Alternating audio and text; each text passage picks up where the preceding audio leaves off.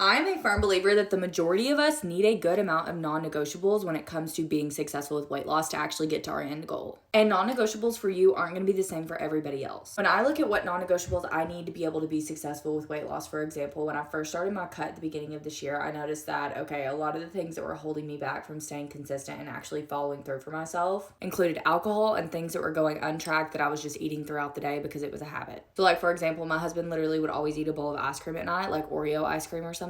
And he always has like a little bit of juice left over, like milk at the bottom of the bowl. And I would always just eat that because it was my favorite part, and it would go untracked, obviously, because I'm not weighing that out. I'm eating it while I'm in bed before I go to sleep. Things like that during like a maintenance phase or during a phase where you're not really focusing on fat loss, like they're fine, right? It's not a big deal to be doing that stuff. But for me, I knew it was holding me back because I was getting in my head and letting myself do things throughout the day that also aligned with that, like eating a bite of things that I was baking and not tracking anything. And because those were my habits that I knew I had to cut out in order to be successful, to like see consistent scale weight drops and be really consistent in my calorie deficit, those were what my non-negotiables were, right? I told myself, okay, there's not a single thing that's going to go untracked. I gave myself non-negotiables for how many times I was going to drink during the week, and mostly it was like once on the weekends and 2 or 3 vodka sodas. And at the beginning, I even started out with a non-negotiable of like no alcohol. But there's a lot of things that non-negotiables can be. It just depends on your habit. So if you're somebody who like eats really late at night, and late night snacking is always something that holds you back, and I would say a really good non-negotiable for you would be like to set a timeline of like, okay, I'm not going to eat past 10 p.m.